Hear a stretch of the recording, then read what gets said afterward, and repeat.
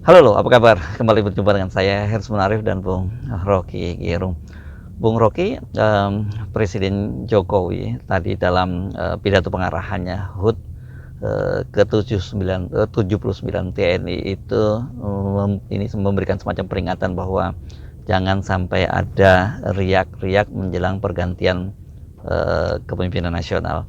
Ini menjadi menarik karena diucapkan di depan TNI dan kemudian orang pasti mengait-kaitkan ini dengan posisi putranya yang akan menggantikan sebagai wakil presiden ya Pak Ma'ruf Amin. Jadi tetap saja orang bertanya-tanya apa maksudnya begitu ya, kalau ada riak-riak, dan kita tahu selama ini terjadi riak-riak justru karena ulahnya Pak Jokowi sendiri yang dia lakukan, jadi cawe-cawe.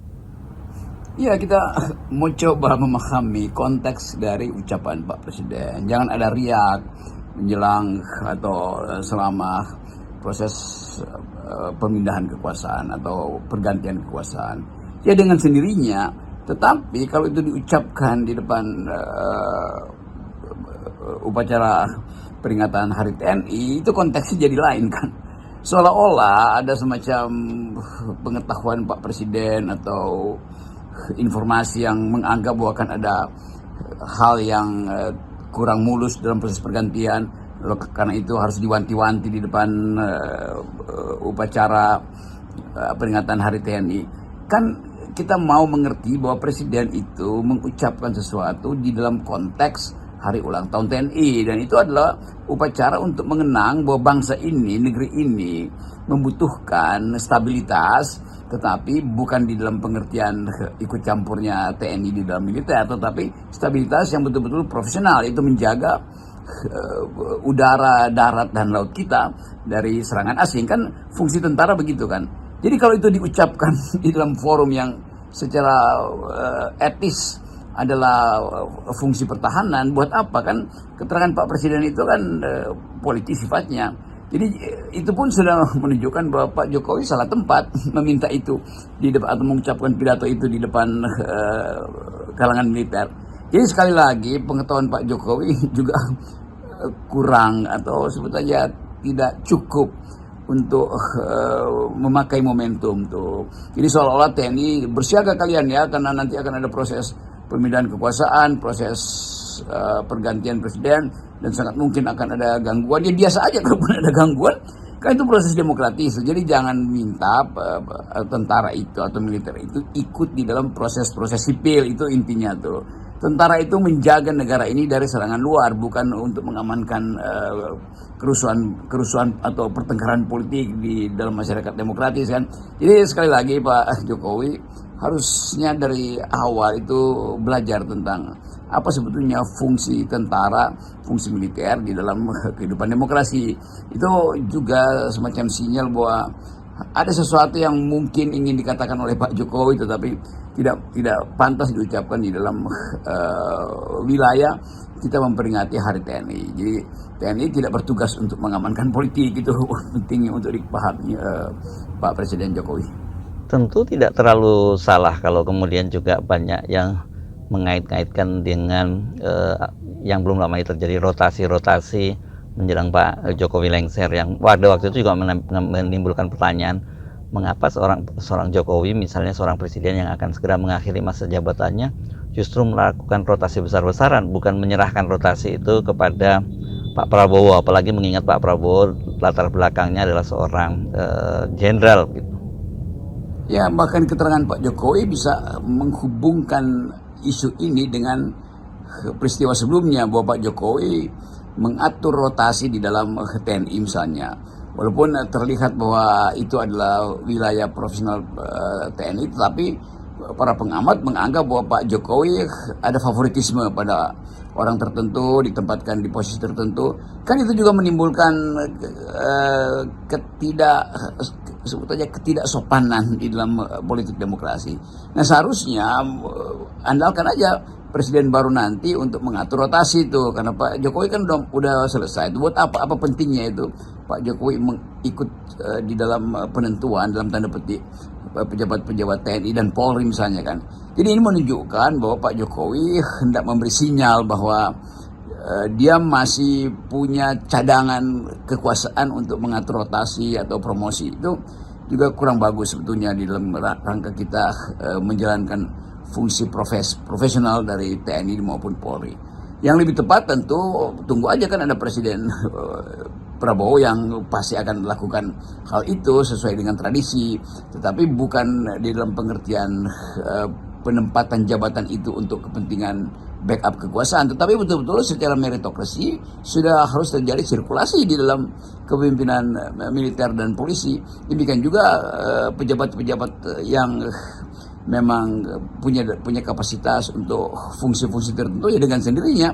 Jadi biarkan tentara dan polisi itu bekerja menuntun sendiri organisasinya melalui mekanisme yang memang sifatnya internal. Kan presiden hanya menyetujui aja sebetulnya, kan ada dewan jabatan atau dewan kepangkatan segala macam tuh. Nah kita ingin Pak Jokowi, tapi sebetulnya nggak ada guna juga minta ingin Pak Jokowi, karena Pak Jokowi dalam beberapa hari juga udah selesai. Jadi kita hanya ingin ingatkan bahwa kapasitas demokrasi itu diukur berdasarkan pengetahuan seorang pemimpin tentang fungsi dari lembaga-lembaga di dalam sistem demokrasi. Itu kira-kira pesannya itu. Dan pesan ini juga pasti kita tujukan juga pada pemerintahan yang berikut tuh, supaya sekedar mengingatkan supaya jangan lupa bahwa pemerintah Indonesia itu atau demokrasi di Indonesia sudah di dalam track yang benar. Bahwa kemarin di era Pak Jokowi itu diganggu karena banyak wilayah civil liberties itu, kebebasan sipil yang justru terhalang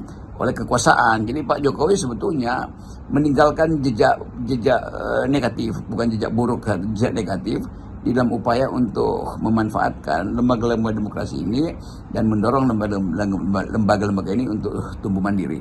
Nah, saya kira Pak Prabowo mengerti bahwa Pak Prabowo datang dari tradisi militer, tapi udah puluhan tahun bergaul di dalam masyarakat sipil, punya partai politik, jadi tahu apa yang dimaksud dengan civilian values, bahwa pemerintah itu harus bekerja berdasarkan the supremacy of civilian values, bukan supremasi orang sipil, tapi supremasi nilai-nilai sipil. Setelah reformasi kan ini TNI itu yang disebut sebagai back to basic ya begitu, dan ini ditandai dengan mereka tidak terlibat dalam day to day politik lagi. Dan ini tentu saja day to day politik ini ada faktor yang kalau kita meminjam teori yang disampaikan oleh Profesor Salim Said almarhum, faktor keterlibatan TNI dalam politik itu kan karena ada faktor push dan pull ya, faktor tarik dan faktor dorong.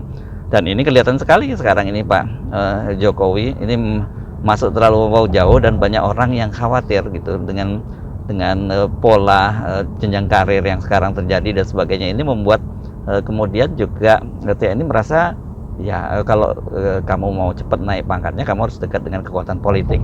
Nah, cara-cara semacam ini kan berbahaya bagi merit system di kalangan TNI. Tentu TNI sudah belajar banyak tentang sejarah keterlibatan kalangan TNI dalam politik, lalu berupaya untuk merevisi dan mengembalikan fungsi TNI sebagai tentara rakyat memang, tetapi dasarnya adalah profesional. Dan kembali pada pengertian bahwa asal-usul TNI itu adalah kepastian bahwa di dalam tubuh TNI mengalir darah rakyat, kan itu prinsipnya. Jadi dia tetap menyatu dengan rakyat, tetapi proses suksesi di dalam organisasi TNI itu sebetulnya sepenuhnya dilakukan secara profesional. Tidak boleh ada semacam sinyal bahwa TNI terpapar oleh kepentingan politik, atau sebaliknya pemerintah ada di dalam pengkondisian dari militer. Kan itu yang buruk sebetulnya di masa lalu. Jadi kita melihat nanti bagaimana tugas-tugas fungsional dari TNI untuk mempertahankan negara, dan tugas-tugas polisi untuk menertibkan, memberi ketertiban rasa aman pada publik, itu betul-betul berjalan di dalam pandangan yang atau dijalankan di dalam sistem yang berpandangan demokratis. Dan orang mulai menganggap bahwa mungkin akan ada sedikit ketegangan di awal karena pemerintahan yang baru harus mengulas lagi atau merevisi bahkan komposisi-komposisi yang ada di tubuh TNI dan Polri yang sudah ditetapkan oleh Pak Jokowi.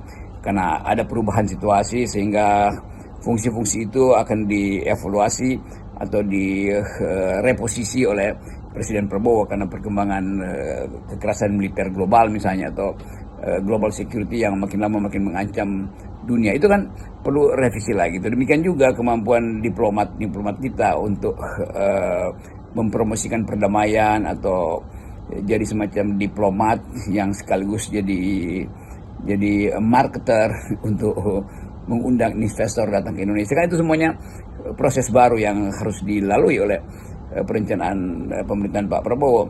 Misalnya duta besar di Amerika, apakah diperlukan seseorang yang paham tentang ekonomi, karena Indonesia mungkin akan punya kantor khusus untuk mengurus memungkinkan utang-utang Pak Jokowi itu di reschedule atau utang baru bisa dipermudah, tidak dibebani bunga yang tinggi. Kan itu diperlukan kalangan diplomat yang bermarkas di New York atau Washington untuk deal dengan pemerintah Amerika misalnya.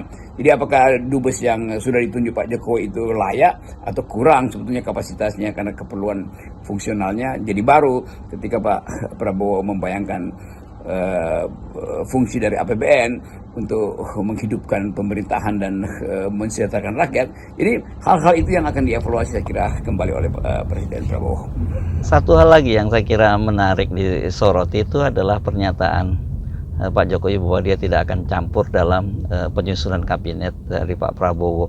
Ini kan seharusnya satu hal yang memang nggak perlu diucapkan, memang sebagai seorang presiden, outgoing presiden, dia tidak boleh mencampuri siapa yang akan ditunjuk sebagai menteri oleh presiden berikutnya begitu. Dan yang jadi pakem baku publik kan di Indonesia, kalau Pak Jokowi menyatakan tidak, itu berarti dia akan ikut campur. Itu yang jadi persoalan saya kira.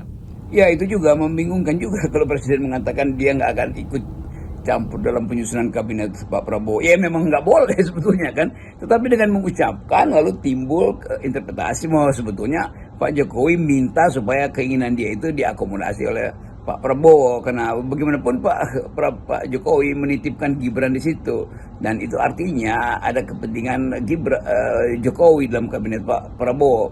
Dan kita tahu bahwa tidak mungkin Pak Prabowo itu tidak mengincar beberapa fungsi portofolio di kabinet Pak Prabowo. Tetapi kalau dia ucapkan di dalam kepada publik bahwa dia tidak akan ikut campur, itu kesannya itu semacam penyelundupan atau penyelubungan keinginan kan. Bilang aja bahwa saya menginginkan sebetulnya Indonesia dipimpin oleh mereka yang punya kapasitas rasional dalam menentukan kebijakan, bukannya datang dari partai politik yang kepentingannya itu faksional atau tidak bersifat nasional hanya karena kebutuhan penempatan janji politik pada partai-partai pemenang. Kan mestinya Pak Jokowi ucapkan hal-hal normatif semacam itu, bukan dengan melakukan langkah atau opini seolah-olah tidak akan ikut campur. Justru Pak Jokowi mesti ikut campur, tetapi bukan dengan menunjuk orang di situ, tapi memberi sinyal bahwa kebutuhan Indonesia ke depan adalah upaya untuk meyakinkan investor asing bahwa stabilitas politik itu dijamin oleh hukum, bahwa koalisi yang dibentuk oleh Pak Prabowo untuk bukti pemenangan dia tidak dengan sendirinya harus jadi menteri di situ, dan second kabinet mungkin lebih baik mulai dipertimbangkan. Kan kalau Pak Jokowi ngomong semacam itu, kita tahu dia berpikir sebagai negarawan. Tetapi kalau omongannya adalah saya tidak akan ikut campur, itu artinya dia mau ikut campur sebetulnya tuh. Jadi kan kita mesti baca Pak Jokowi dalam dalil man of contradiction. Nah, kemungkinan ini yang juga harus ditafsirkan oleh Pak Prabowo. Apa maksudnya tidak ikut campur? Kira-kira ngambek atau mungkin udah tahu bahwa pemerintahan Pak Prabowo nanti pasti akan berkoalisi dengan Ibu Megawati yang adalah musuh Pak Jokowi. Kan itu sinyal-sinyal di situ yang rasa iri Pak Jokowi mungkin muncul lagi gitu. Tetapi saya kira bagi Pak Prabowo realitas politik harus dihadapi, yaitu Gerindra atau koalisi pemenang pemilu ini kalau tidak berbaik-baik dengan PDIP akan sulit untuk mendapat legitimasi atau diakomodasi keinginan programatiknya itu di DPR, karena PDIP kan menguasai parlemen dan MD3 kelihatannya tidak diubah sehingga PDIP dapat portofolio sebagai ketua DPR, dan sangat mungkin dengan tambahan jabatan di kementerian 2 atau 3 menteri dari PDIP misalnya. Jadi Pak Jokowi mulai mencium bahwa kedekatan Ibu Mega dengan Pak Prabowo itu bisa menyulitkan relasi pasca pemindahan kekuasaan antara Jokowi juga proksinya Gibran dengan Pak Prabowo, karena ada faktor Ibu Mega di dalamnya. Ya, itu poin-poin kita hari ini. Baik Bung Rocky, tetap akal Salam sehat. sehat.